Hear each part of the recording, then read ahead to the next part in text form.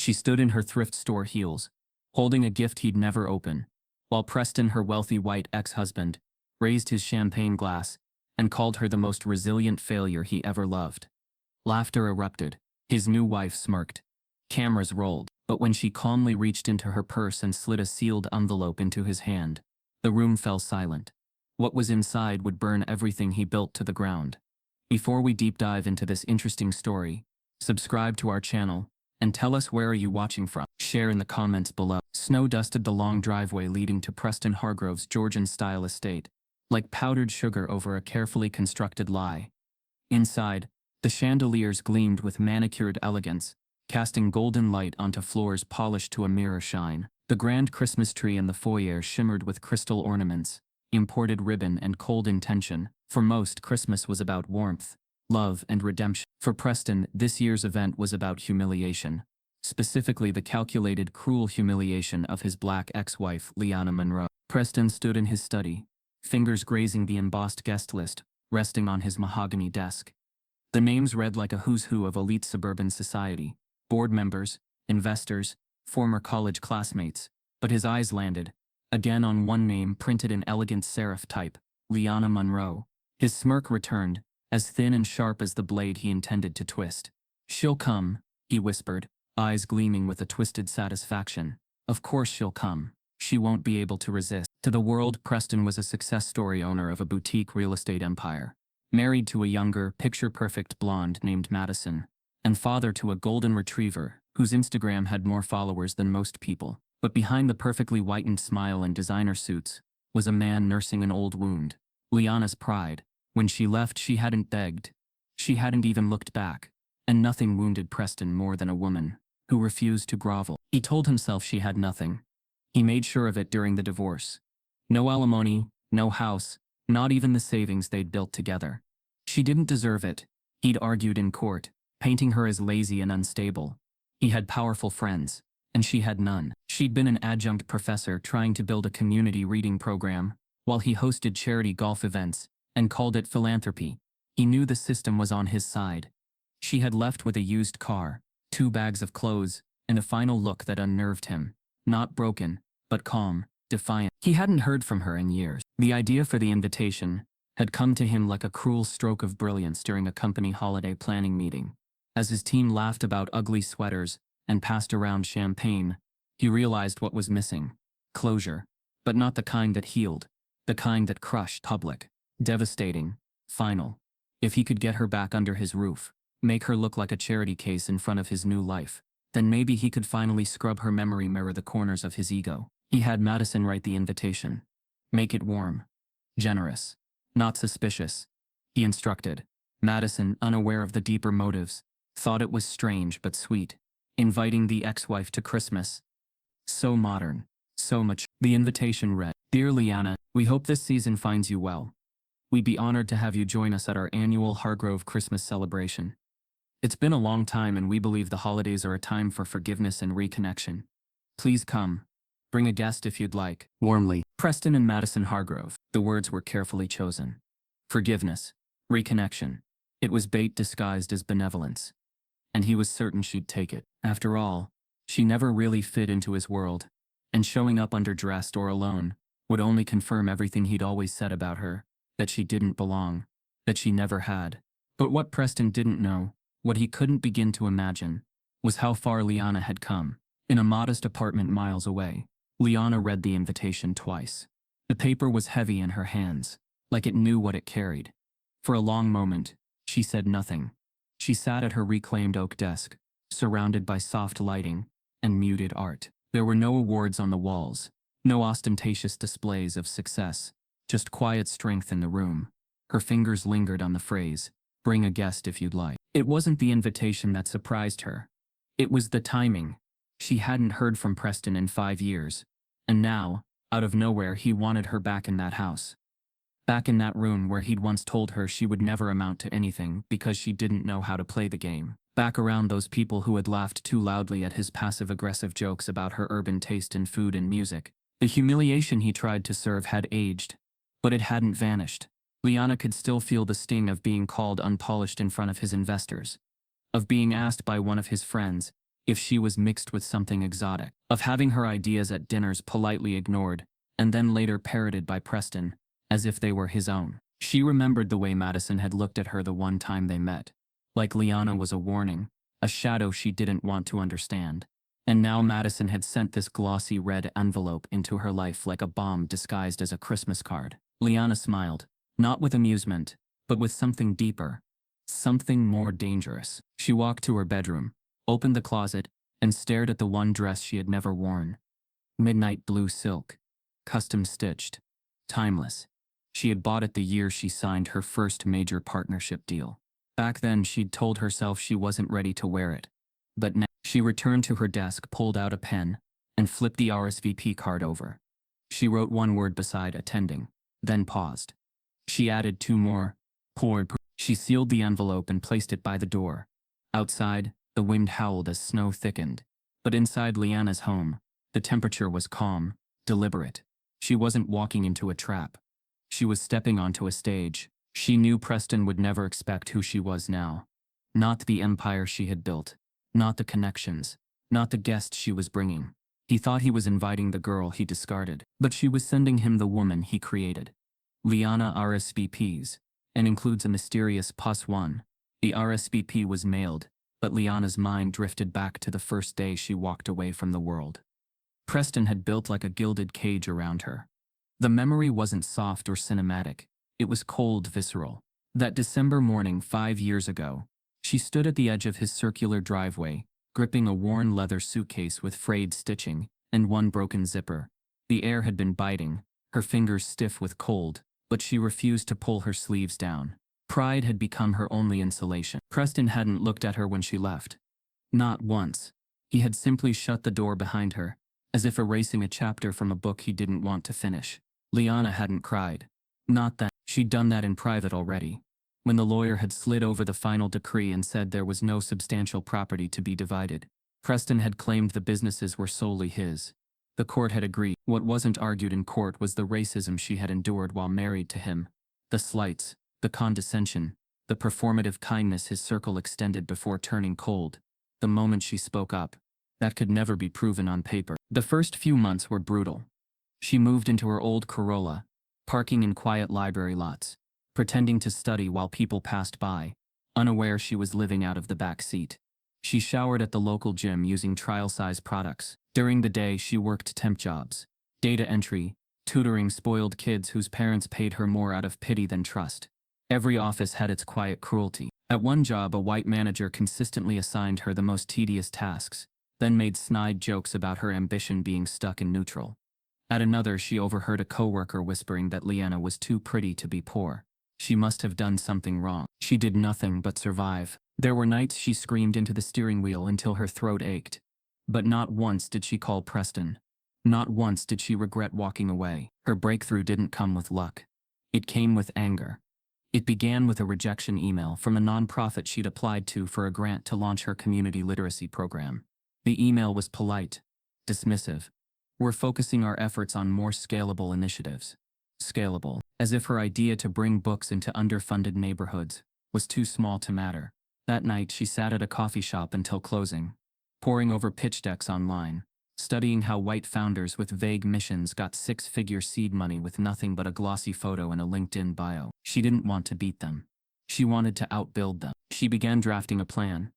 Soulpage was born on napkins, in cheap notebooks. A wellness meets literacy brand that didn't just sell journals but empowered marginalized voices through storytelling and mental health tools. It wasn't flashy, it was deeply personal. She started selling handmade journals at farmers markets, embedding affirmations and historical quotes from Black authors inside every one. At first, people passed her table like she was invisible. But one Sunday, a teenage girl picked up a journal, read the quote inside, Toni Morrison, and started crying. "No one ever told me my voice mattered," the girl whispered. That moment lit something in Liana's chest she hadn't felt in years. She kept going. She pitched her idea to local co-ops. Most said no. One said maybe. Then came the unexpected phone call. It was a Tuesday morning. She had just left a part-time tutoring gig, where the parents insisted she use the back entrance because the front camera was broken. She didn't believe them. Her phone buzzed. The number was unfamiliar. New York area code. She nearly ignored it, but she picked up. Is this Leanna Monroe? The voice was measured, low, professional. Yes, she answered cautiously. I came across your Soul Page initiative. I'd like to speak about a potential partnership. The man didn't say much more. No name, no pitch, just an invitation to meet in person at a neutral cafe 2 days later. Liana almost didn't go. She was used to false hope, used to being approached for diversity tokens, or free emotional labor. But something in the man's tone, something distant, calculating, made her curious. When she arrived at the cafe, he was already there. Late 50s, black, impeccably dressed in a charcoal overcoat and dark scarf. Sipping tea, he didn't smile. He simply gestured for her to sit. For the first 5 minutes, he said nothing. He just watched her. You survived something, he said finally. Most people who survive don't build. You built. Liana didn't know what to say. He slid a folder across the table. In there is a non-disclosure agreement. If you sign it, I'll explain why I'm here. It was absurd, dramatic even. But she signed. Curiosity outweighed caution. What followed changed the course of her life. The man's name was Marcus Cade, a reclusive former tech executive known for walking away from Silicon Valley before the bubble burst. He never did interviews, never appeared at conferences, but quietly, he'd spent the last decade funding select startups, specifically those led by black women. He called them silent revolutions. He had been watching Liana, her booth, her growth, her resilience. You're not scalable, he said. You're seismic. She almost laughed at the ridiculousness of it. But he wasn't smiling. He offered her seed money, not a grant, not a loan, an investment. But on one condition, she had to remain silent about his involvement. He didn't want his name leveraged. He wanted the story to remain hers. Liana's hands trembled as she left the cafe that day. The folder clutched against her chest like armor. It wasn't just money. It was validation from someone who had seen through the world's dismissal and called her worthy. In the months that followed, SoulPage exploded. They went digital. She hired a team. She partnered with mental health professionals to embed guided prompts and therapeutic tools into every product. She designed subscription boxes. Word of mouth spread. Slowly, her brand seeped into circles she once thought untouchable. She never changed her aesthetic. No designer logos. No flashy reveals. Her social media presence was deliberate, humble. Preston's circle would never recognize the woman behind the empire. And that's how she wanted it. Every time a major retailer emailed her, every time a new partnership offered her 6 figures, she thought about the day Preston told her she would never earn enough to justify her ideals. Now, she didn't just have ideals. She had leverage. She stayed off the radar by design. She didn't want Preston to see her coming. The Christmas invitation. It was perfect timing. She would arrive with her power carefully cloaked, her strength hidden in plain sight. But as the RSVP traveled back toward Preston's pristine mailbox, Liana was already on another call. A meeting was being arranged, not with a publicist or a friend, but with someone whose presence would change everything. Her silent investor had just connected her with a new contact, someone she hadn't heard of before, but who had access to exactly the people she needed watching that Christmas party. I want to attend with someone, she said over the phone. But not just anyone, the voice on the other end answered calmly. We already have someone in mind. He knows Preston. Intimately, Liana meets a silent investor with a hidden agenda. Preston Hargrove believed in optics more than he believed in truth. It was a philosophy that had served him well in both business and social circles. Perception was reality, and reality could be managed, edited, polished if necessary, completely rewritten. That's why when Liana's RSVP arrived in his mailbox with a simple attending cough 1, he didn't flinch. In fact, he smiled. The bait had been taken. The next phase of his plan could begin. The house buzzed with preparation. Christmas trees had been delivered from a luxury nursery in Vermont, each standing at perfect symmetry in every wing of the estate. Champagne had been pre-ordered by the crate, not the bottle. Servers were being vetted not just for etiquette, but for aesthetic. Preston wanted a diverse but photogenic team, a request his assistant didn't dare question. Everything had to appear inclusive on the surface. That was part of the game. Racism hidden beneath charm, bigotry wrapped in silk and good lighting. He gathered his guest list with careful cruelty. Old college buddies who used to joke about Liana's aggressive tone during dinner debates. His brother-in-law Mitch, a man who once asked Liana how she tamed her hair in the rain. the neighbor who once mistook her for the help, and the crown jewel of humiliation, one of Preston's investors, who had publicly mocked Liana's failed community project years ago, calling it a literacy thing for the urban poor. These were not accidental invites. They were hand-picked witnesses to the downfall he was orchestrating. To Preston, the party wasn't just a holiday event. It was a set, a stage, and Liana in his mind was still the same struggling woman who had walked away with pride, but no prospects. He couldn't fathom the idea that she'd become more than what he painted her to be. In fact, he needed her to remain that woman. His identity depended on it. There was a twisted satisfaction in imagining her entering his home, with borrowed clothes, a nervous smile, maybe a friend she dragged along to save face. He fantasized about the moment she'd be offered wine she couldn't pronounce, about the awkward silences when people pretended to care about her little business, only to gossip about her the moment she turned away. It was the same kind of superiority he'd cloaked his racism in for years. Sly, social, deniable, humiliation under the guise of hospitality. He rehearsed his speech aloud in his office mirror, mimicking sincerity, like an actor preparing for a role. "It's so good to see you, Liana. We've all grown, haven't we?" He chuckled at his own performance. He'd sprinkle in lines about forgiveness, resilience, even respect, words that made him sound evolved, while slicing her dignity beneath the surface. The key was control, and Preston had mastered control. But this time, he wanted more than whispers behind closed doors. He wanted documentation. That's when he made the call. "I want a videographer," he told his assistant. "Someone discreet, professional, no student filmers. I want quality footage, but make it look candid." "Candid," she repeated. "Yes. I want this year's Christmas to feel documentary style, raw, intimate, capturing the real moments. You know how Netflix does those behind-the-scenes things? Like that." She nodded slowly, sensing the shift in tone but choosing not to ask questions. She'd worked for Preston long enough to know that candid meant curated, and raw meant weaponized. Within hours, a contract was sent to a boutique production firm, known for its subtlety and aesthetic finesse.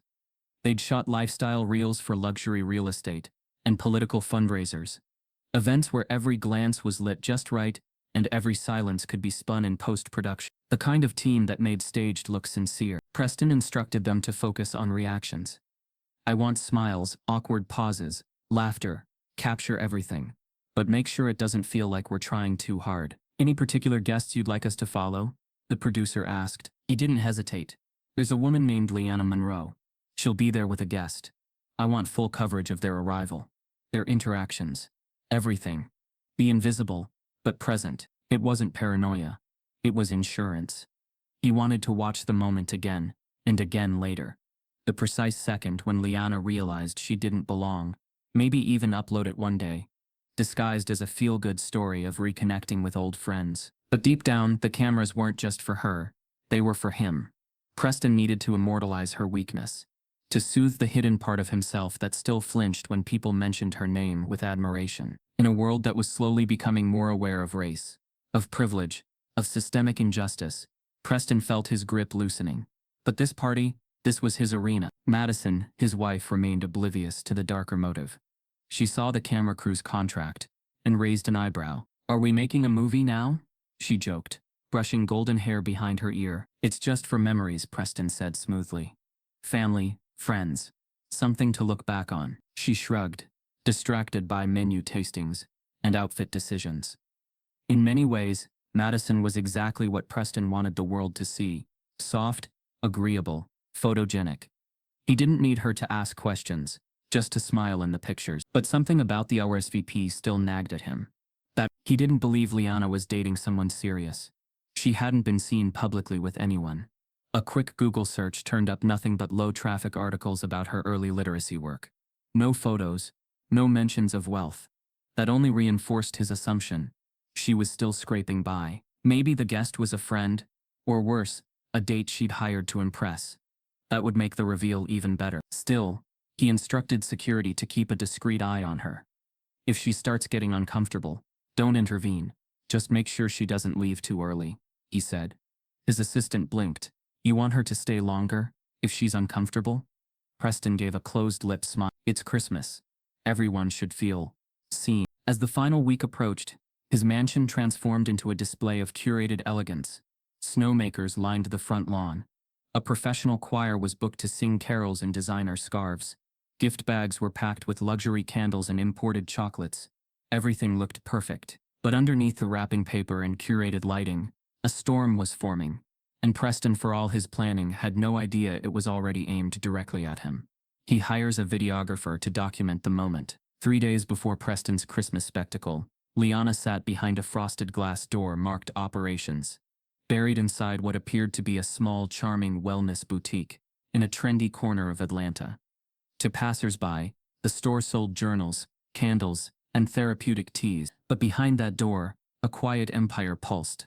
What no one saw intentionally was that Soul Page, the brand Liana built from ashes, was now a multi-million-dollar business with private backing from elite names in tech, entertainment, and mental health advocacy. She wasn't an influencer chasing visibility.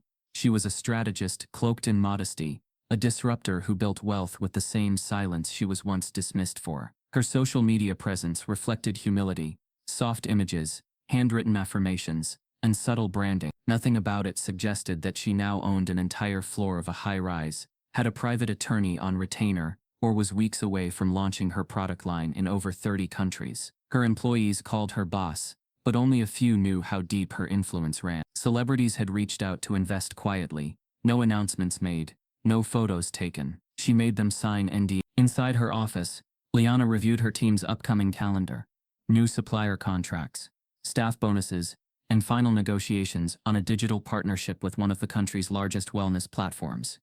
Her gaze drifted to a folder on her desk, stamped with gold foil. Soul Page Europe Initiative. A small smile curved on her lips.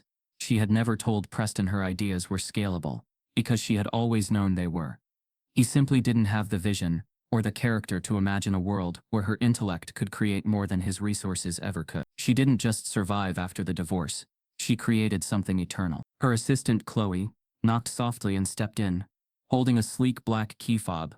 The car's parked a few blocks down, interior detailed, custom diffuser scent added. They even tucked in a wool blanket, just in case. Liana looked up briefly, then nodded. Chloe lingered, lowering her voice. "You still sure you want to roll up in that car? It might give away more than you want." Liana's response was firm but calm. "Let them guess, Chloe. But they won't know what they're seeing." And with that, the plan stayed intact. The vehicle, an elegantly restored 1967 Bentley Continental, wasn't meant to flaunt. It was a test. She wasn't driving it herself either. That was part of the misdirection. Preston wouldn't be able to tell if she was a guest or the guest's guest. It was brilliance wrapped in ambiguity. Later that evening, as twilight colored the Atlanta skyline in orange and charcoal, Liana stood before the mirror in her penthouse bathroom, where soft jazz played from a vintage record player. Her dress, a deep navy silk, clung to her like armor. Its silhouette was understated, but undeniable. Around her neck hung a vintage gold pendant passed down from her grandmother, a civil rights activist who once told her, "Make sure they remember how you walked away, not how they tried to break you." Her makeup was minimal, her hair pinned in soft coils, and her shoes polished but logo-free. Everything about her presentation whispered restraint, control, mystery. She didn't need to be recognized. She needed to be misunderstood, until the right moment. That night, she rehearsed her silence, not her lines. There would be no need for grand declarations. Her success didn't require explanation. It would simply exist in the spaces people left open. Assuming she had failed, she wouldn't play their game. She was rewriting it. The next morning, the private garage beneath her building stirred as the Bentley rolled into position.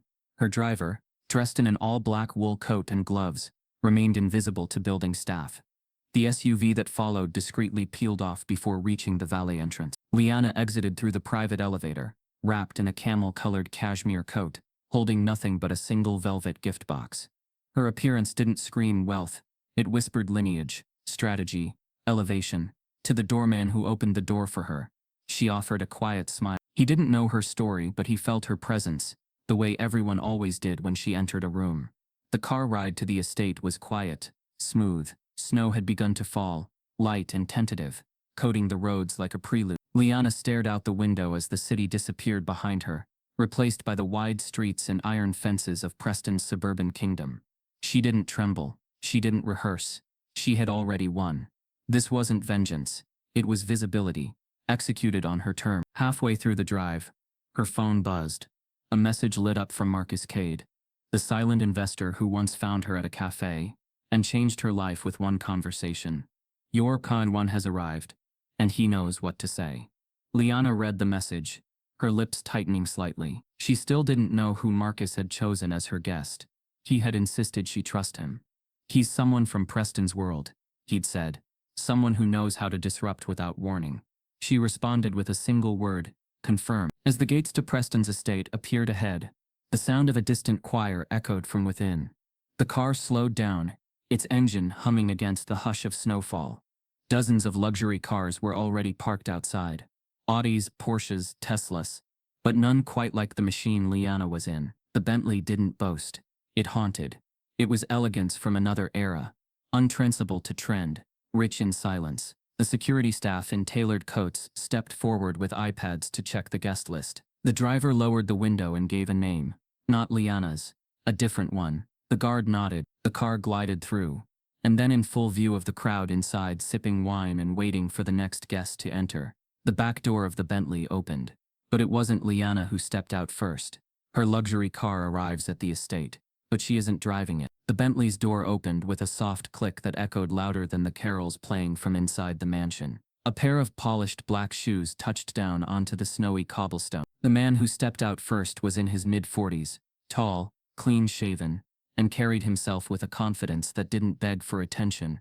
It owned it. His charcoal suit was tailored to near perfection, the kind of quiet luxury that only someone deeply connected to old money or high-power boardrooms would recognize. The valet blinked in hesitation, caught between wondering who he was and knowing better than to act. He opened the second door, and then Liana emerged. She unfolded from the back seat with deliberate calm, her coat draped over her shoulders, her hands bare despite the cold.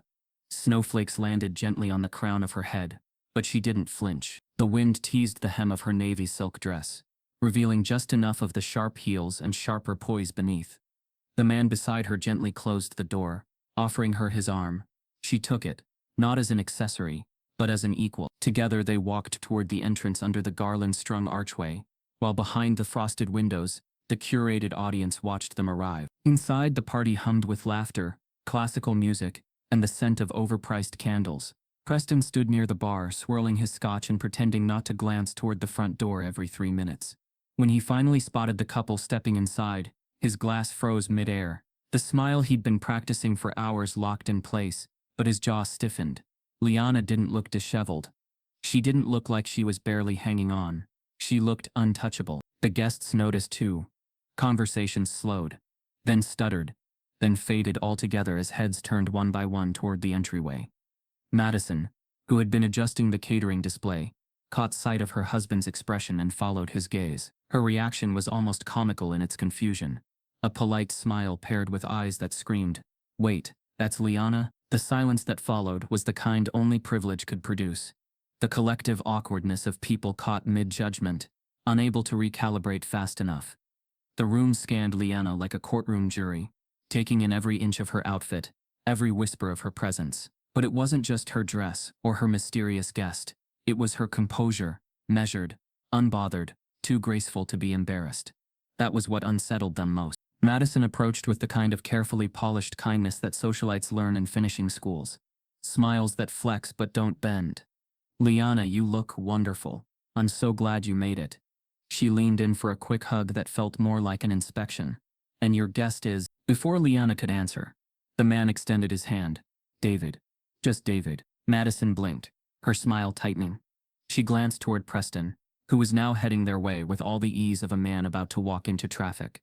"David, it's a pleasure." Preston arrived, his smirk back in place, but thinner now, like a mask that didn't fit. "Liana, glad you could make it." His eyes flicked to David. "Didn't expect you to bring someone from that circle." Liana tilted her head, voice smooth as glass. "Oh? I was under the impression this party was about reconnection and forgiveness. Or was that just the stationery?" The people closest to them shifted awkwardly, sensing something sharp in her words but unsure how to respond. Preston laughed too loudly. Of course. Just surprised, that's all." He looked to David. "Do I know you?" David smiled.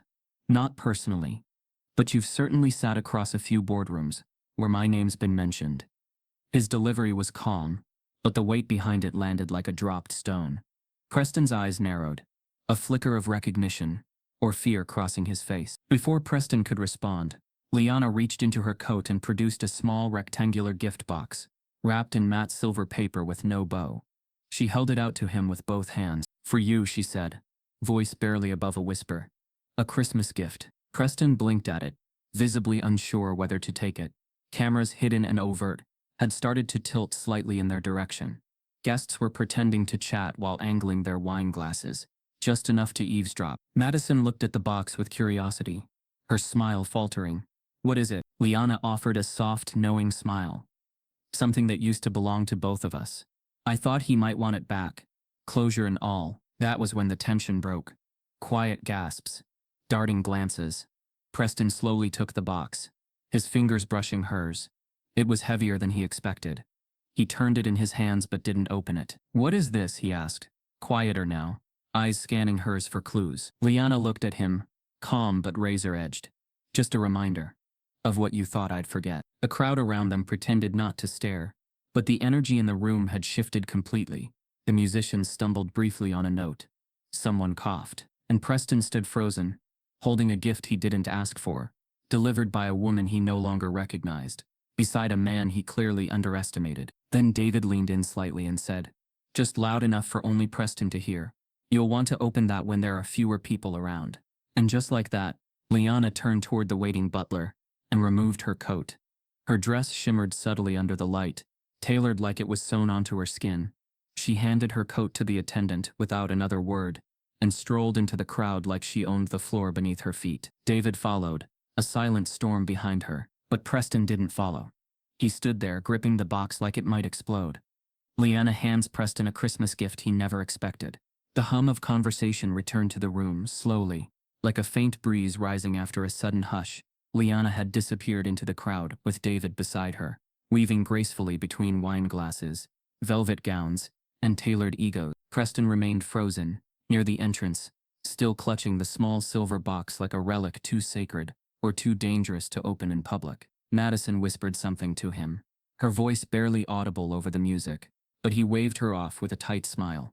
His mind spun. The cameras were still rolling discreetly, and he couldn't afford to look rattled.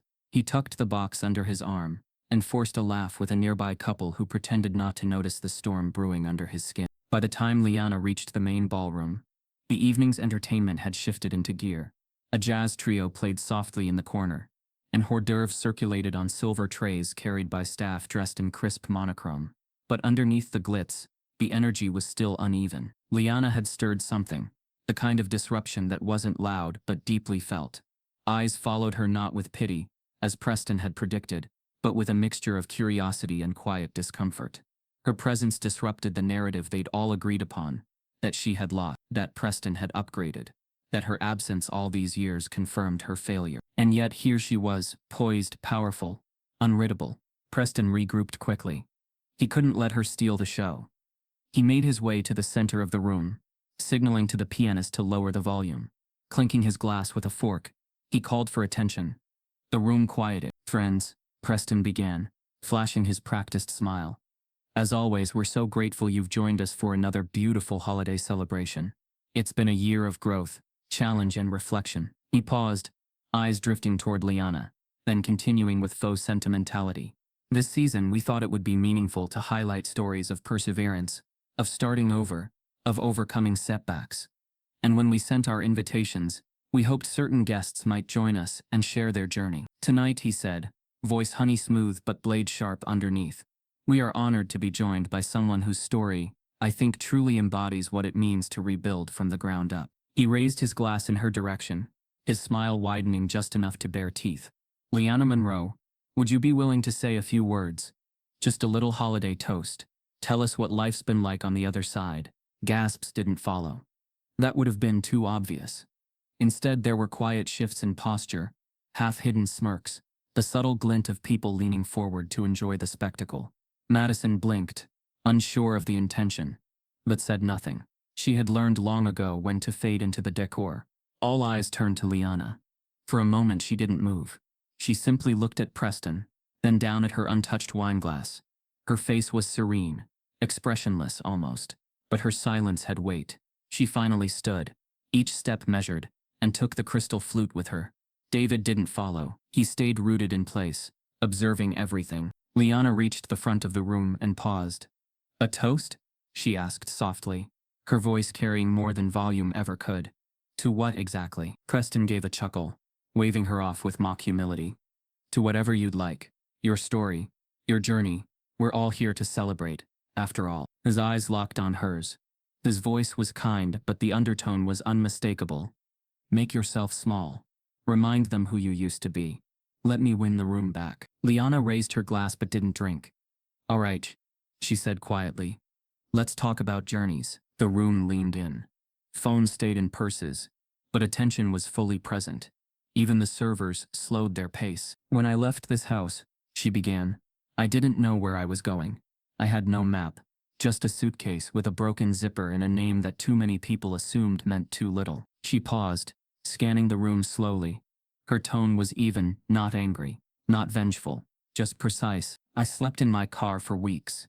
I was told I was too educated for entry-level jobs, and too inexperienced for anything else. I was told that my tone needed work, that I smiled too little, that I asked too many questions." A quiet murmur rippled in the back. One guest, a woman with a pearl necklace and a tan as manicured as her hands, frowned uncomfortably. "But every time I was overlooked, I learned something. Every time I was dismissed, I built something. And eventually, I stopped asking for seats at tables I didn't design." Preston's smile faded slightly. He took a step forward, trying to reclaim the moment. "Well, I'm sure we're all glad you're in a better place now," he said loudly. "I remember you worked, what was it? A candle booth?" "That's right. Holiday markets downtown." Laughter bubbled, low and uncomfortable. He continued before it could die. "I always admired your entrepreneurial spirit. I mean, it's not every day someone turns scented wax into a comeback story." The mockery was veiled just enough. People could laugh, then deny it later, but the wound it carved was clear and deliberate. Liana didn't flinch. She turned to him slowly, her smile slight but sharp. "Yes, I did sell candles once. Handmade, with affirmations printed inside. The first customer who cried when she read one. A young girl whose mother had just passed. She said no one had ever told her she deserved peace." The room quieted. "I made them for people who'd been through something. I suppose that's why you never bought one." A beat of silence. Then a few stifled chuckles. Genuine this time. Not cruel. Preston's face reddened slightly. But before he could respond, another voice spoke up. "Miss Munro." The voice cut through the tension like silk against steel. "Might I have a moment of your time?" Privately. All eyes turned toward the source. A man near the back of the room had risen. Tall, elegant, older but unmistakably powerful in presence. He had been watching silently the entire evening, sipping slowly, speaking to no one. His name wasn't widely known by face, but those in finance, politics, and upper philanthropy circles would recognize the name Cade if it were spoken aloud. Liana turned toward him. Her face changed slightly, not surprised, but respectful. Preston stiffened. He recognized the man now. His own firm had once tried to land a deal with Cade's fund, only to be quietly passed over. The man smiled warmly. "Just a word, if I may." Liana nodded once. She turned to Preston, placed her untouched glass back on the table, and said softly, "Thank you for the invitation." Then she walked away into a conversation that would change the tone of the entire evening. That guest suddenly stands up and asks to speak privately with Liana. The private lounge was tucked behind a soundproof velvet curtain at the far end of the ballroom, lit with a muted golden hue that softened everything except the tension hanging in the air. The hum of the party faded as the curtain was drawn back for Liana and the man who had silenced the room with just one sentence. As she stepped inside, the music behind her dimmed to a distant echo, replaced by the soft click of the curtain falling back into place. It was only the two of them now, her and the man who had watched her so intently all evening, revealing nothing until the moment was right. He gestured to the leather armchair opposite his presence composed, deliberate. "Please," he said. "Sit." Liana took her seat slowly, crossing her legs with grace, but her eyes remained sharp, scanning him for intention. "I know who you are," she said after a pause, voice calm but layered with quiet disbelief. "But I don't know why you're here." He chuckled, the sound smooth but not mocking. "That's fair. I've made a career out of not being where I'm expected. The man leaned forward slightly, elbows resting on his knees, and for the first time he dropped his name like a stone into a still pond. Langston Miles, CEO of Ventral Holdings. Liana's lips parted slightly in recognition. The name was global, attached to a tech conglomerate that had touched everything from finance to AI, wellness to education. But more than that, it was a name she hadn't heard out loud in years, not since a decade ago, in a tiny forgotten workshop where her life had quietly intersected with his. "You changed your name," she said, more observation than accusation. "I reclaimed it," Langston replied, "after I stopped trying to survive in rooms where I was only accepted if I erased myself." The air shifted between them, thick with unspoken memory. Liana sat straighter now, eyes narrowing slightly, as if unlocking something buried. "You were still James Landry when we met, and you were the only one who believed in what I was building," he said, his tone dipped in reverence. "Before the venture capital, before the media, before I had a single investor, you gave me the framework for my first pitch. You rewrote my deck. You told me how to frame the product through the lens of dignity, instead of just disruption. And I never forgot." Liana stared at him, the weight of the years pressing against her spine. She remembered the long nights working in shared office spaces, the coffee that kept them both awake, the debates about mission versus margin. She had believed in him because his idea had potential. Yes, but more than that, because he reminded her of herself. Black, brilliant, underestimated, and yet when his company had taken off, she had watched silently from the sidelines. There had been no mention of her name, no credit. "You never told anyone," she said finally, her voice colder now. "Not once." Langston nodded slowly, but there was no shame in his eyes, only understanding.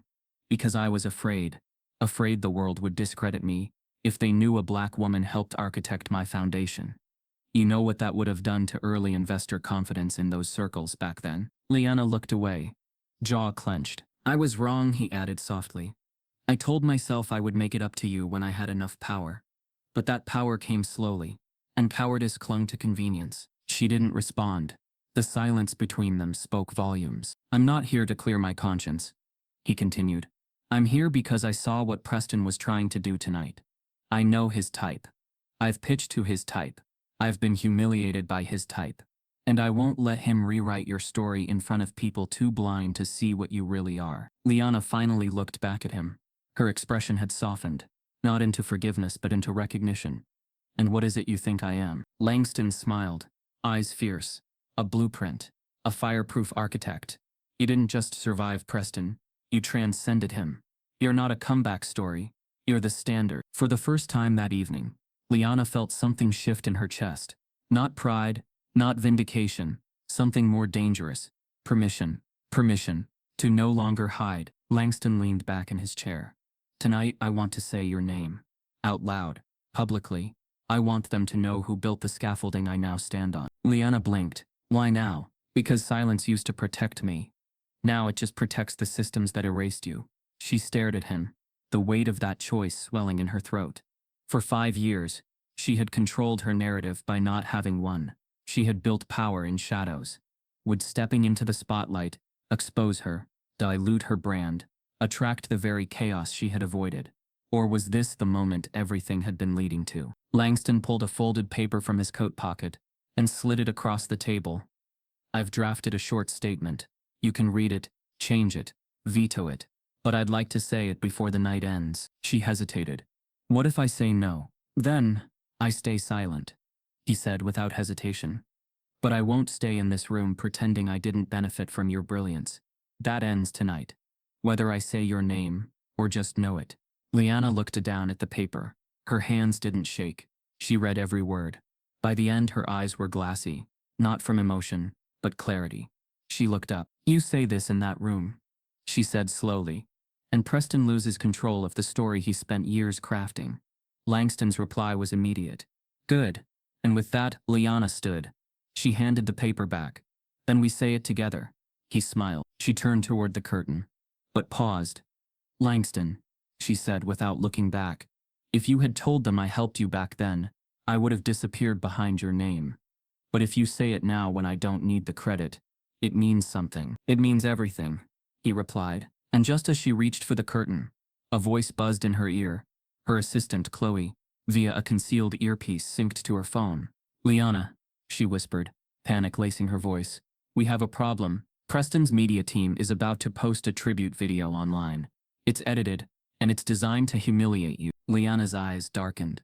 "He insists on announcing her success in front of everyone." The velvet curtain drew open not with drama, but with intent. Liana stepped out first, her chin slightly raised, her pace calm, and her eyes focused. She walked not like someone returning to a room, but like someone who had just signed the deed to it. Behind her, Langston Miles followed with quiet authority, his presence no longer subdued. He didn't walk in like a guest. He walked in like a reckoning. The atmosphere shifted instantly, like the tension had sensed its own expiration. The party hadn't noticed their brief disappearance. Not entirely. Wine still flowed, shallow compliments fluttered through the air, and a pianist had resumed a holiday melody. But it all felt artificial now, like a stage set moments before the curtain falls. A few guests turned their heads as they passed. Some whispered, most just stared, confused by the sudden shift in gravity in the room. Preston stood near the fireplace, sipping scotch that now burned more than comforted. He'd just finished instructing his assistant to hit publish on the carefully doctored tribute video. A condescending montage designed to make Liana's life seem tragic, framed as resilient, but stitched together with humiliating moments. Her old apartment, her first failed booth at the holiday market, a photo of her pushing her broken-down car, all pulled from public social media, all spun to fit the story he wanted to tell, the ex who never made it. Then Langston's voice rang out. "I'd like to say something." It wasn't loud. It didn't need to be. The authority in his tone spread like an invisible shockwave, freezing movement mid-step. Conversations halted mid-sentence. Glasses stopped midway to lips. Even the piano trailed into silence. Langston stepped into the center of the room, his words measured and deliberate. "I wasn't planning to speak tonight, but watching this evening unfold, I realized silence isn't an option anymore." Preston turned slowly, the glass in his hand suddenly weightless. He gave a hollow smile, trying to sound amused. "Langston, I wasn't aware you knew Liana that well." "I didn't," Langston said evenly. "Not recently. But I've known who she is for a very long time." There it was. The first fracture. Guests glanced at each other, puzzled, intrigued. Langston continued before anyone could recover. "A decade ago, I was just another overlooked black entrepreneur, with an idea too bold and a resume too unfamiliar for white venture capitalists to take seriously. I had drive. Yes. I had talent. But I had no framework, no mentor, until I met Liana Monroe."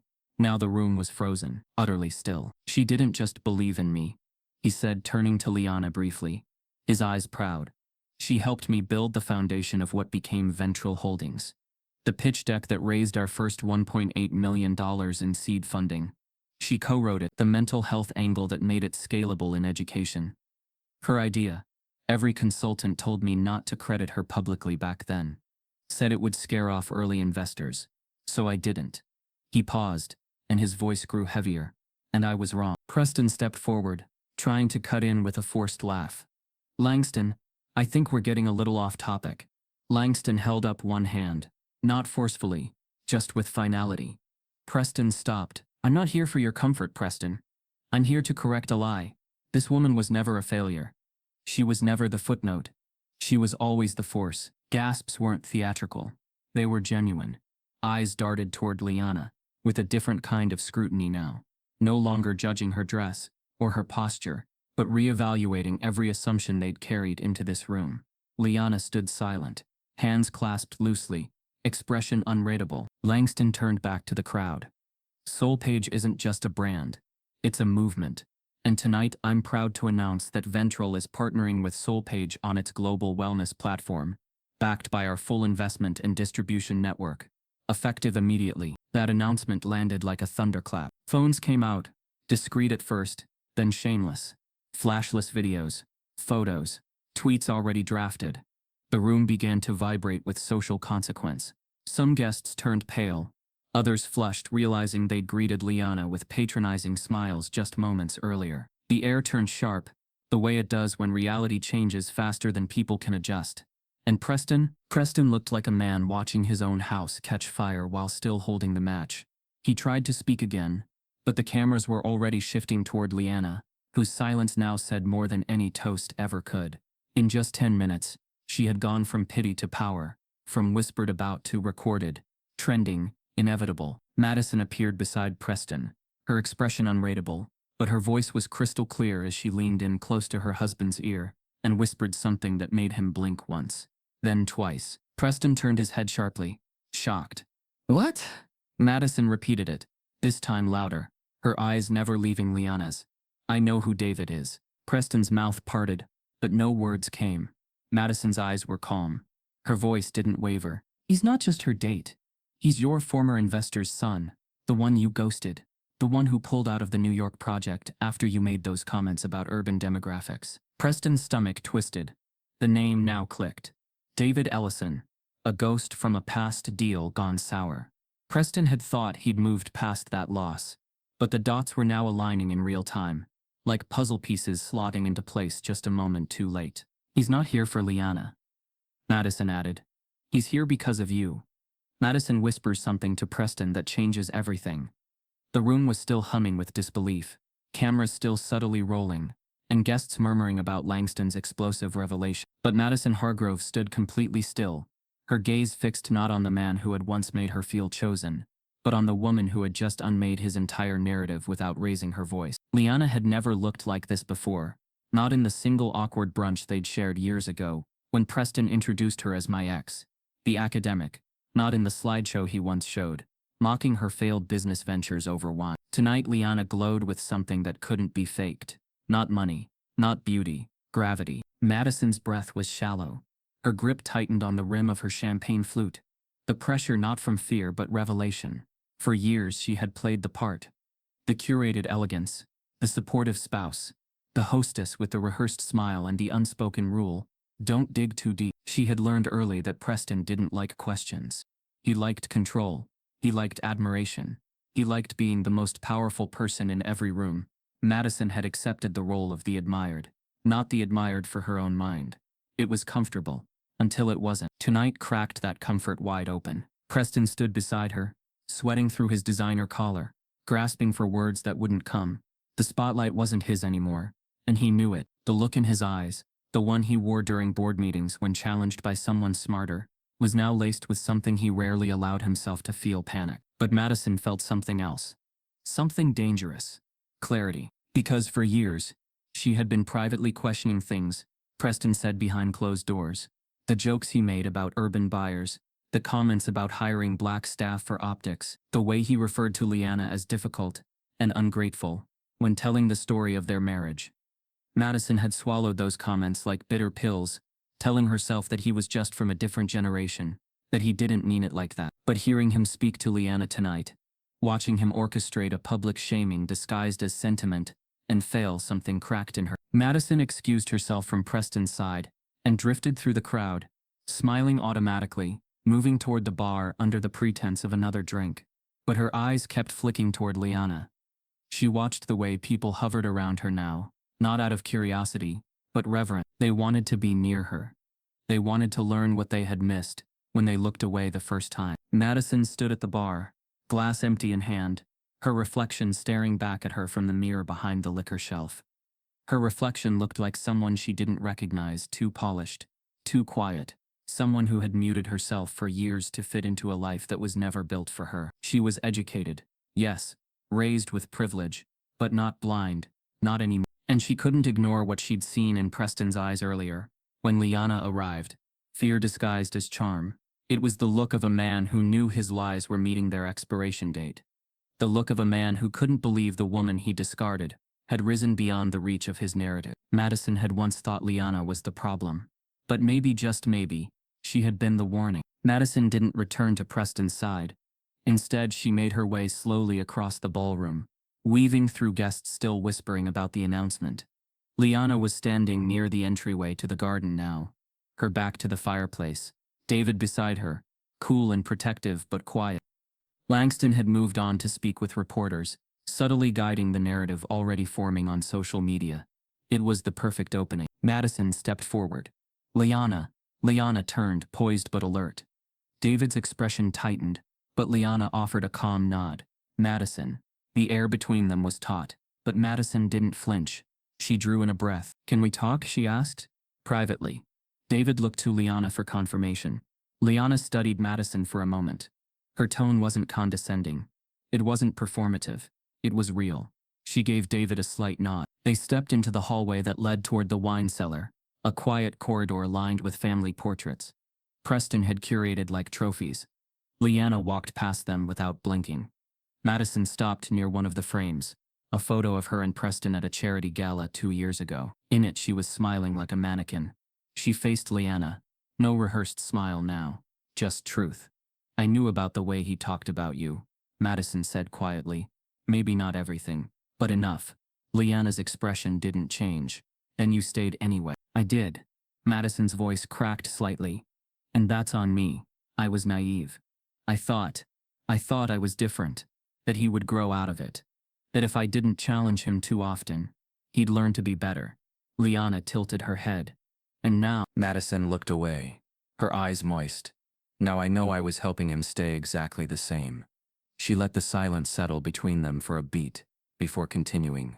I saw the way he looked at you tonight, not with hate, with fear. Because you're not who he told everyone you were, and that terrifies him. Liana's arms folded, her voice still composed. So why are you telling me this? Madison stepped closer. Her eyes for the first time weren't hiding.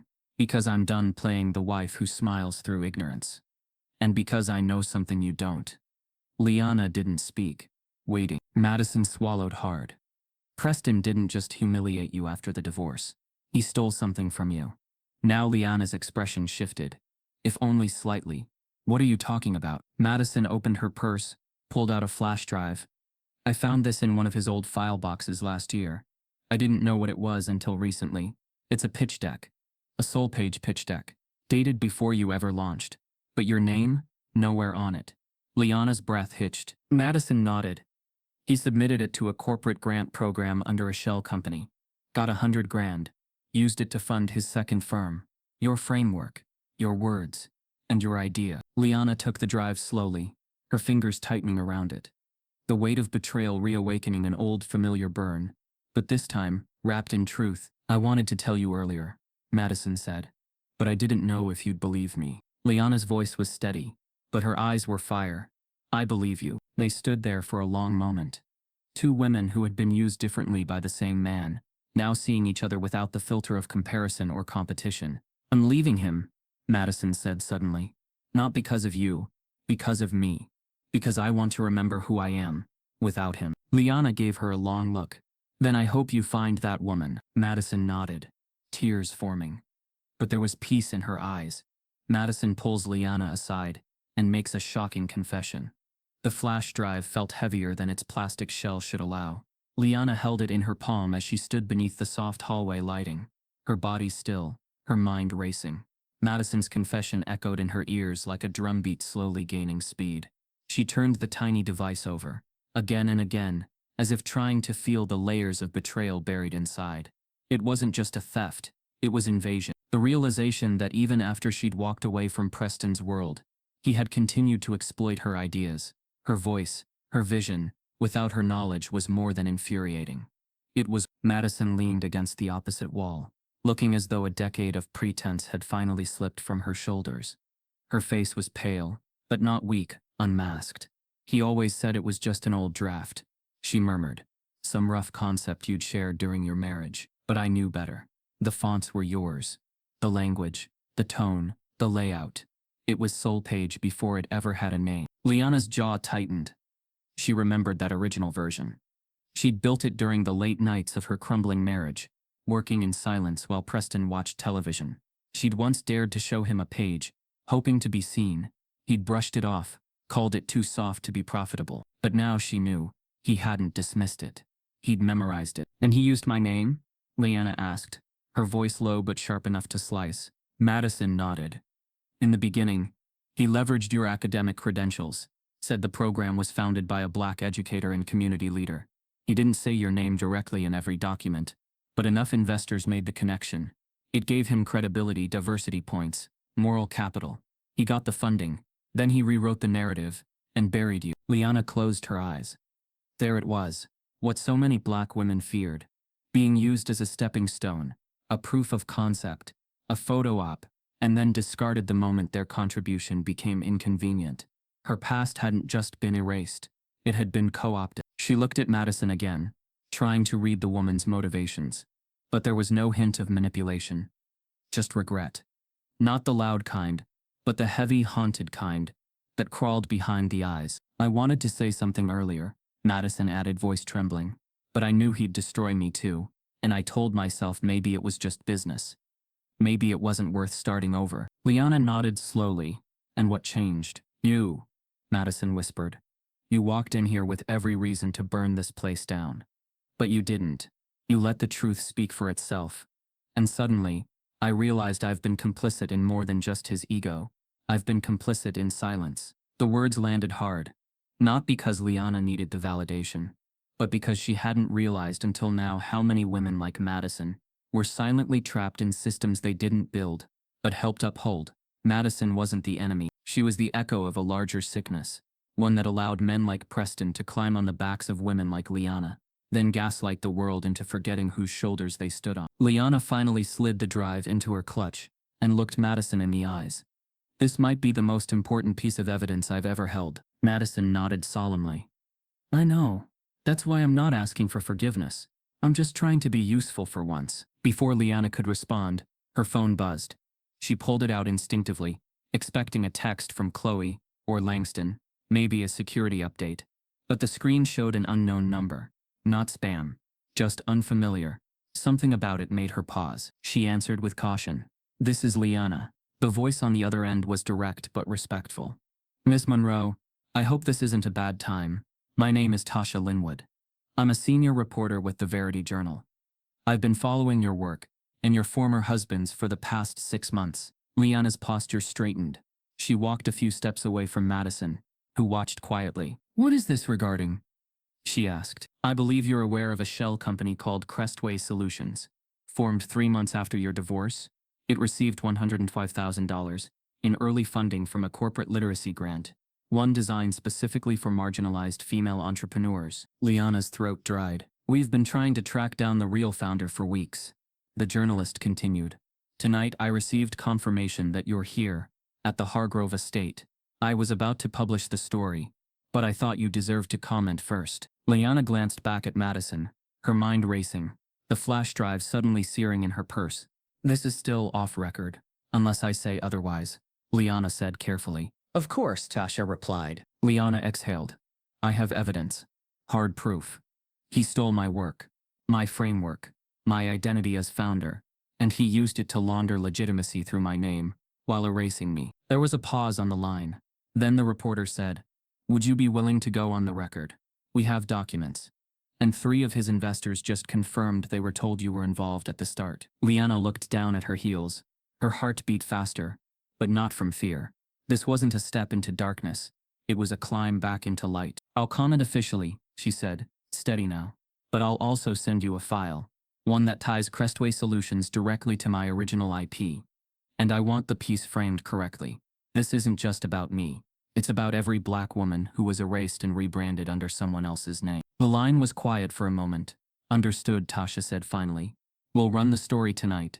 Liana ended the call and looked back at Madison. You just lit the match, she said quietly. Madison's eyes flickered with something that almost resembled peace.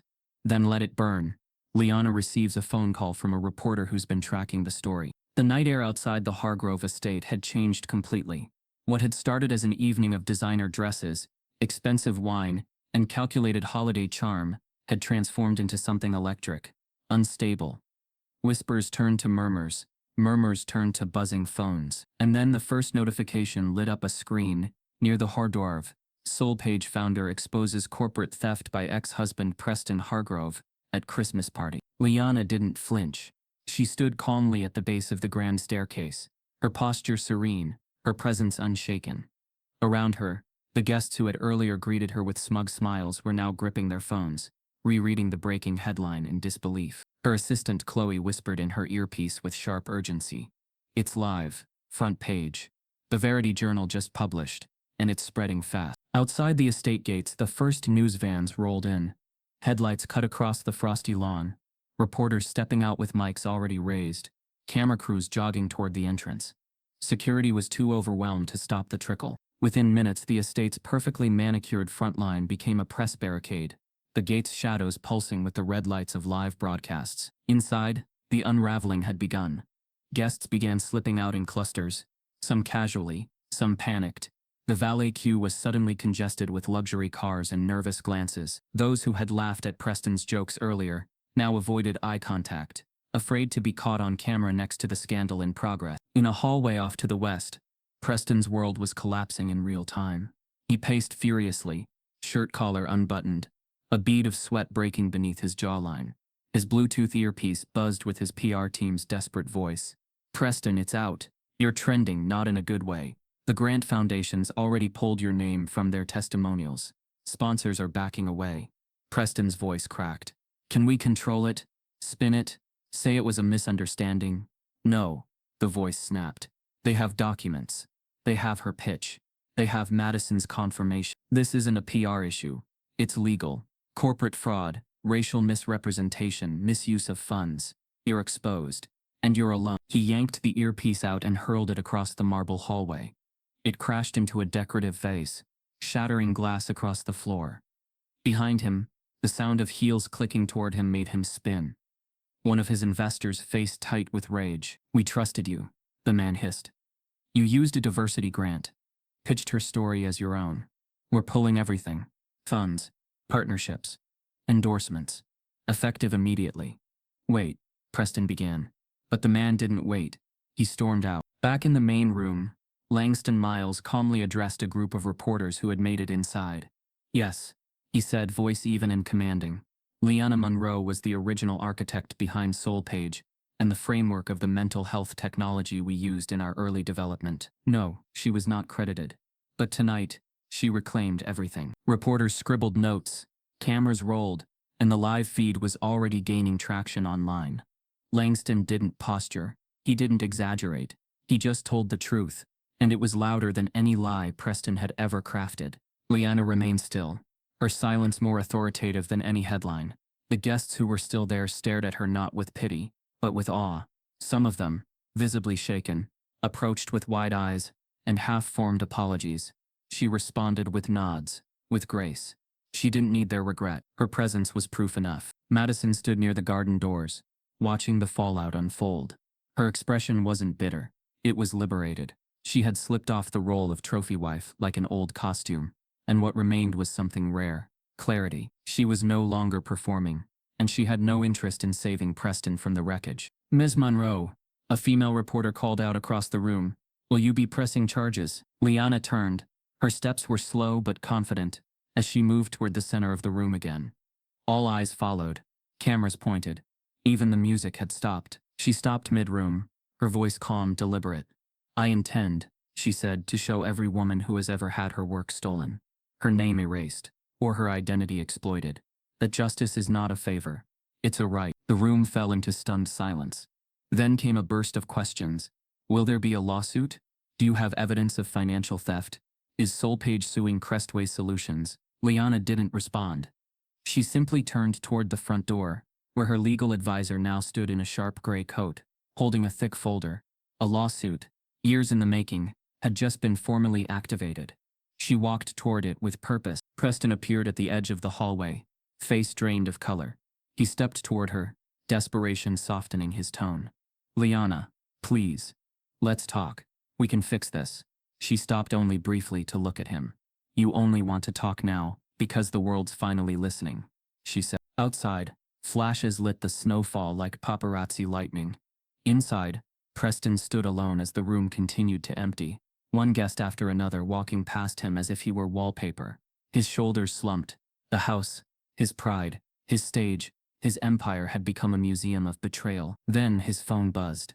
He looked down. It was his final sponsor, the last major corporation tied to his brand. One line: "We're terminating our contract immediately. A lawsuit is threatened." And Preston's sponsors start pulling out. The glittering chandeliers of the Hargrove estate no longer reflected celebration.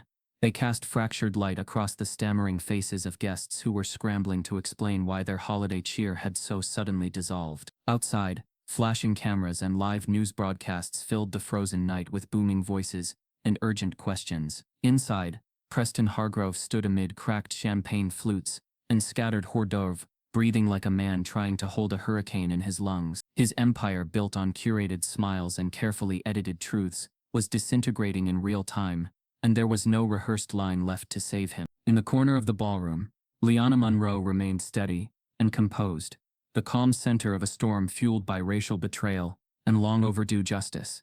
Casual observers now understood what Langston's revelation had ripped free.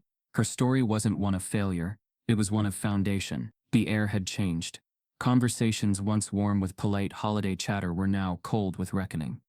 And outside the mansion, the predators in press vans circled like vultures, sensing weakness, waiting to capture every reaction, every slip, every word. Unbeknownst to Preston, there was another reckoning brewing, one he had never expected, one that had less to do with law firms and viral headlines and more to do with his own blood. The sliding glass doors to the back terrace opened quietly, unnoticed at first, and two figures stepped inside. They were defined by the same sharp features, the same authoritative posture, but where Preston's presence had always been polished, confident, and calculated, these two carried a cold stillness that pierced the tension deeper than any news microphone. "Father," said the voice, firm, distant, sharp as winter wind. "We need to speak." Preston turned, expression brittle. The woman standing beside the man crossed her arms, gaze hard and unreadable. Recognition flickered in Preston's eyes, then fear. His parents, Catherine and Robert Hargrove, had arrived late to the party, concealed behind security and social obligation. They were the kind of conservative figures whose names and reputations stood rigidly planted in philanthropic boards and country club newsletters. They had always stood beside Preston's actions, until tonight. Catherine's voice was crisp, tempered but icy beneath the surface. "We've been watching the news." Preston opened his mouth, but no smile came. "Mom, Dad, this isn't how it looks." "Oh, it is exactly how it looks," Catherine interrupted, her eyes narrowing. "The truth is being broadcast on every channel." Robert stepped forward, expression unreadable. "You think we came here to support you? We came here to witness what your choices have become." His voice was low, controlled, the kind of voice that carries the weight of decades of influence. "You used your ex-wife's identity, her work, her credibility to advance your own career. You misrepresented her race and contributions to secure funding and social capital, and now the world sees it, not as a misunderstanding but as moral failure." There was silence, not the stunned silence of a crowd learning new details. This was heavier. This was devastation from within. Preston's face drained of color. He stumbled, grasping for something, anything that might salvage the moment. "You don't understand. I had to do it for the company, for our legacy." "Your legacy?" Catherine's lips tightened, her voice cutting through his flimsy defense like steel. "Your legacy was built on other people's stories you rewrote to suit your ego. That's not leadership. That's theft." A murmur rippled through the guests, as some sensed the shift before they fully understood it. A few stepped closer, drawn to the power play between father and son, while others instinctively turned their cameras toward the unfolding scene. Preston's knees felt weak. His breath shook. His mouth opened again, but only a whisper emerged. "I did what I needed to do." Madison appeared then, standing a few feet away, having silently watched the confrontation unfold. Her expression was resolute, no longer terrified, no longer complicit. Standing beside Preston was no longer comfortable. It was suffocating. She spoke up, voice firm and precise. "What he needed to do was unethical. You both know it. You encouraged him for years, because it preserved the image of a successful son. But tonight, the image has exploded." Liana watched, silent observer, as the powerful Hargrove dynasty began to fracture from within. What had started as a Christmas party now felt like a televised crucible. Catherine's gaze softened, not toward Preston, but toward Madison. "You made the right choice walking away," she said quietly. "He stopped listening to truth a long time ago." Shock rippled through Preston's expression as his father sighed, an audible breath that carried disappointment instead of pride. "You raised him to be a leader," Robert said slowly, "but he chose spectacle over integrity." His eyes flicked toward the press windows. "We cannot afford to stand by this behavior any longer. Tonight we withdraw our support. Publicly." Preston's jaw clenched. It wasn't just abandonment, it was denunciation, broadcast across the very crowd he once curated. The murmurs swelled into whispers. Guests stared, phones tilted toward the unfolding drama. Even reporters pressed closer, sensing a second headline forming. Family turns on Hargrove patriarch in scandal spiral. Preston opened his mouth again, but Catherine didn't let him speak. She did something no one saw coming. She pulled out her phone, not to call a lawyer, not to issue a prepared statement, but to record him. Public record, she said simply, voice cold and unwavering. Your legacy is no longer just your own to manipulate. The world deserves transparency, starting with this moment. The camera's red light glowed like a warning, and then it flared across the screens of every journalist in the room. Preston stood frozen, not in a courtroom, not on a stage, not in some carefully scripted interview, but in front of his own parents' condemnation. Catherine and Robert Hargrove, who once stood behind every elitist remark, every racial microaggression Preston made, were now broadcasting his downfall for the entire world to see. Some guests gasped, others recorded. A few silently admired the courage it took to publicly reject a son's actions. Preston's father lowered his head, voice heavy with loss. We cannot condone injustice in the name of tradition or reputation. Madison looked at Preston with an expression that was once pity, now replaced with stark clarity. This isn't about humiliation anymore, she said. It's about accountability. And in that moment, with the cameras rolling, with accusations circulating through live feeds across social platforms, Preston felt something he had never felt before: irrelevance. Just then his phone buzzed in his pocket, another alert tearing into his already shattered composure. He pulled it out. The message was from the law firm that had been quietly preparing documents throughout the night. The screen read, "You are being served. Preston is served court papers during a desperate press interview." By dawn, the Hargrove estate felt like a mausoleum. The snow that had once framed the party with cinematic charm now lay trampled and gray, marked by tire tracks from news vans and luxury cars fleeing before midnight.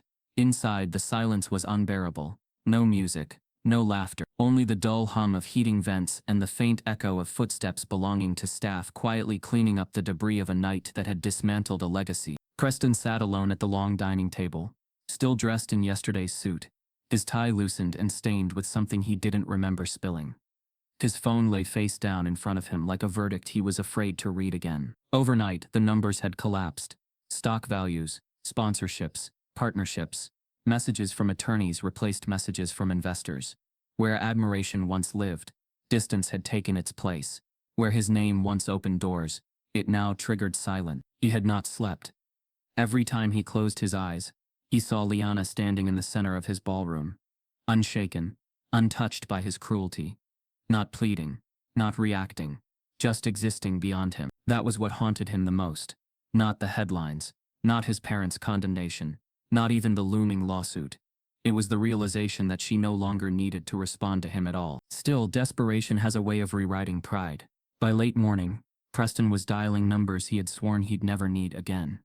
Old favors, old contacts, and finally, the only number that truly mattered, the one he had memorized long before lawyers and contracts complicated his life. It rang 3 times before going to voicemail. He tried again, straight to voicemail. His chest tightened. He left a message he had rehearsed for hours. He spoke softly, carefully, choosing words that once came naturally when he needed to charm or manipulate. He said her name the way he used to, as if familiarity could bridge the gulf he had carved. He apologized, not dramatically, not tearfully, but with a fragile restraint that revealed how little power he had left. He asked for a meeting, just 10 minutes, neutral ground, no lawyers, no press. Hours passed with no reply. Across town, Liana sat in a quiet conference room, with floor-to-ceiling windows, sunlight flooding the space, as her legal team reviewed documents. She listened attentively, nodded when appropriate, asked precise questions. She did not mention Preston's voicemail.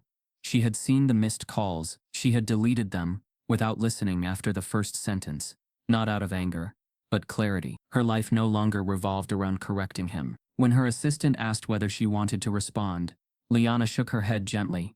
"There's nothing left to say," she replied. "He's already heard me, just not with his ears." That afternoon, Preston showed up anyway. He waited outside the building where Soul Page operated, sitting in his car for nearly an hour, rehearsing apologies that now sounded hollow even to himself. When he finally stepped out, his posture was smaller, his confidence stripped away by public disgrace. He wore sunglasses, though no one was watching him anymore. That hurt worse than recognition ever could. Security stopped him at the entrance. He asked politely. He begged quietly. He claimed urgency, remorse, history. The receptionist disappeared briefly, then returned with a single message. Ms. Monroe will not be meeting with you. Preston stood there, stunned. Tell her I just want to apologize, he said. Tell her I need to explain. The receptionist's tone remained neutral. She understands, and she's declined. For the first time in his life, Preston felt invisible. He left the building without another word, humiliation following him like a shadow.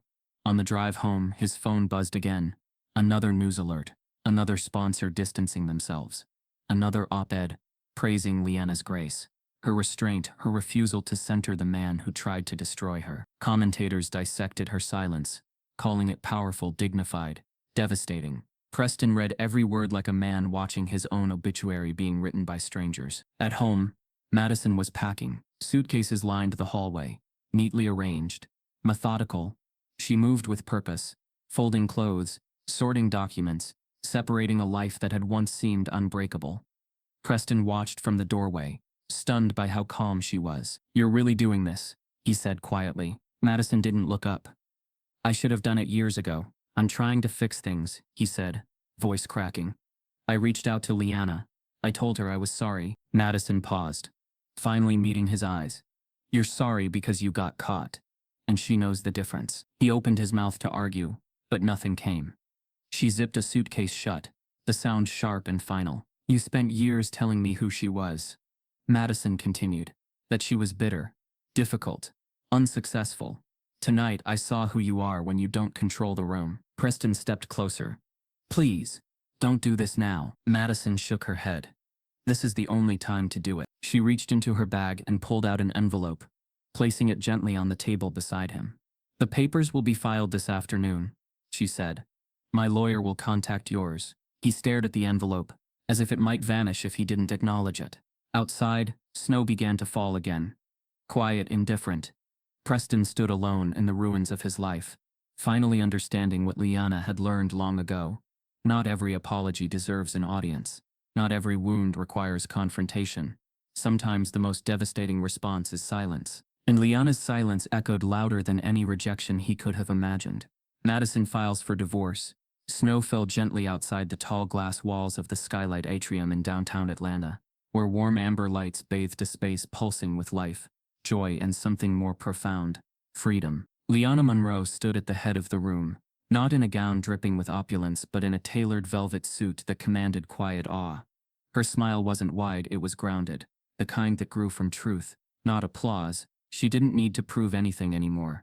She was no longer surviving, she was leading. It was Christmas night. But this gathering bore no resemblance to the sterile grandeur of the Hargrove Mansion's annual event. There were no curated photo ops, no hollow toasts. The people here didn't attend to be seen. They came to connect. Musicians played soft jazz in the background. Local caterers served food from small black-owned restaurants, and the room buzzed with voices full of ambition, stories, and laughter that came from the belly, not from obligation. At the center of it all stood Liana, the woman once called too proud, too emotional, and too ambitious, now the architect of a night that would become legend in Atlanta's entrepreneurial circles. She wasn't hosting this evening for revenge. This wasn't about Preston anymore. This was about building what she never had, a foundation where no one had to shrink to fit into someone else's comfort. Langston Miles raised a glass mid-evening and tapped it gently. The room quieted. Some people try to make power exclusive, he said, looking directly at Liana. They hoard it, gatekeep it, twist it to elevate themselves. But then there are people like her, who remember what it was like to be shut out, and instead of locking the door behind them, they throw it wide open. Applause broke out across the room. Liana dipped her head humbly and stepped up to the microphone. I'm not here to make a speech, she began, and the crowd chuckled gently. I'm here because 5 years ago, I was sleeping in my car on Christmas Eve, with $27 in my account, and no one to call. The only thing I had was a notebook full of ideas, and the audacity to believe I could matter. She paused, scanning the room. Her voice softened. This world doesn't wait for people like us to rise, so we have to lift each other. She turned, gestured toward a screen behind her. Tonight, I'm officially launching the Monroe Grant for Black entrepreneurs, with an initial endowment of $5 million. Gasps rippled across the room. People clapped. Some stood in disbelief. Others fought back tears. "This is for the girl working 2 jobs and building a dream at 2 a.m., she continued. "For the man who got rejected, not because his pitch was wrong, but because his skin wasn't right. For anyone who's ever been told they needed a face to sell their idea, let that face be yours." Cheers erupted, raw and real. The atmosphere lifted with hope, the kind Preston could never manufacture because he didn't understand it.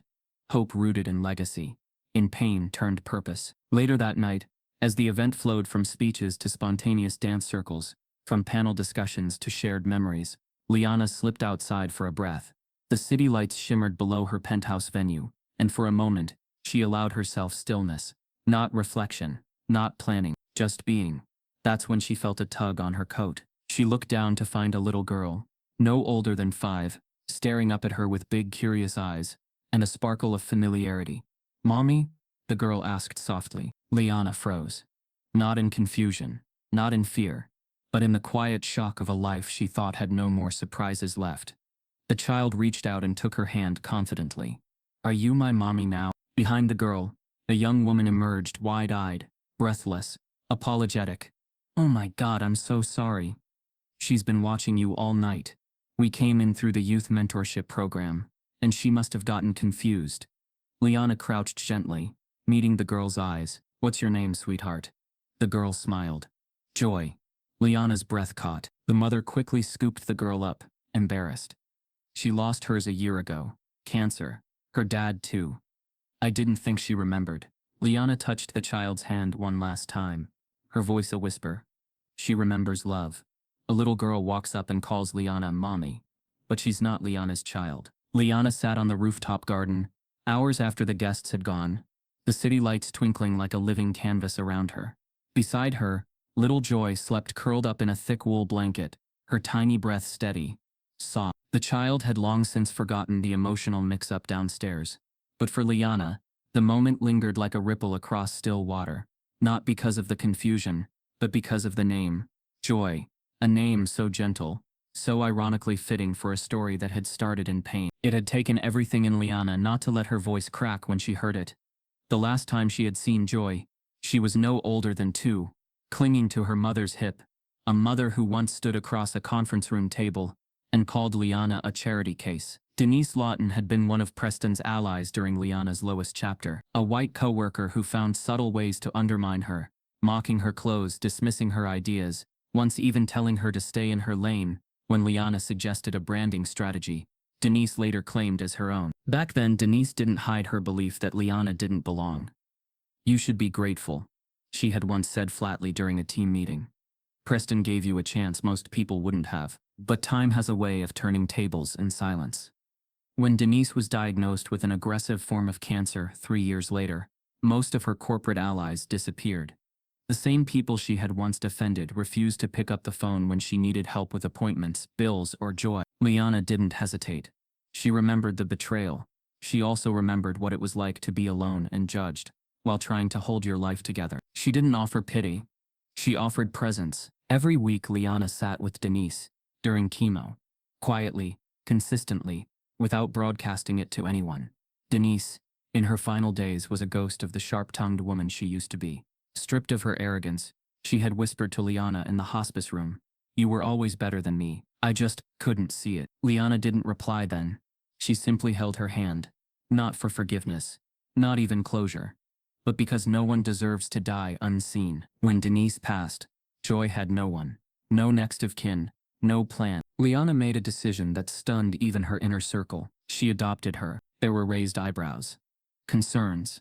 Whispers about emotional responsibility. Time. The demands of running a company. But Liana didn't flinch. She remembered what it was like to be a child needing someone to show up without condition. She didn't adopt Joy to prove anything. She adopted her because dignity wasn't just something she preached. It was something she lived. And now, 3 years later, Joy didn't just call her mommy out of confusion. She called her that with trust. Downstairs, the cleaning crew was wrapping up what remained of the night's event. Langston passed through the garden briefly, pausing when he saw Liana seated under the soft glow of string lights. He didn't interrupt. He just gave her a nod of understanding, the kind only someone who's carried the weight of legacy could give. Inside on the console table near the entryway, Liana's assistant Chloe had left a leather-bound notebook with sticky tabs and a handwritten post-it, urgent, callback needed. She hadn't read it yet. She hadn't needed to. She already knew the world was shifting again. The buzz around her name was bigger than ever, and not because of the Preston scandal. That was old news. What people were drawn to now was her composure, her refusal to drag anyone through the mud, her ability to rise while still lifting others. That night, legacy over revenge trended on every major platform. It wasn't orchestrated. It was earned. Young black women across the country were using it to describe their own silent wins, from job offers they weren't supposed to get, to speaking up in rooms designed to silence them. Liana's story was no longer hers alone.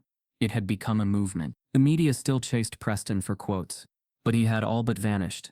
After the divorce was finalized, Madison disappeared into philanthropic work, quietly donating her settlement to support education for underrepresented youth. Preston, now a ghost of a man, was seen only once, boarding a late-night train out of the city, wearing sunglasses in the dark, clutching a duffel bag, and looking over his shoulder like a man who no longer recognized his own reflection. His name didn't hold weight anymore. The scandal had stripped him of it. What remained wasn't even hate. It was indifference, the final nail in a legacy built on exploitation. Meanwhile, Liana's inbox filled with offers, books, interviews, TED Talks, invitations to private equity panels, but none caught her attention until Chloe returned from the atrium, eyes wide. "You need to see this," she said, placing a sleek, high-profile envelope in her hands. Liana opened it carefully. Inside was a formal letter from a major Hollywood studio. They didn't want an interview. They didn't want an op-ed. They wanted her story. "Optioning rights for a feature-length film based on your journey," it read. "We believe your voice represents the kind of truth this generation needs to see. Not a story of revenge, but of transformation." Liana closed the envelope slowly. She looked down at Joy, still sleeping peacefully at her side, arms wrapped around a stuffed giraffe she'd named Hope. She smiled. Legacy wasn't just what you built. It was what others believed in, because you built it. A major film studio reaches out. They want to tell her story to the world. If you believe dignity speaks louder than revenge, type yes in the comments.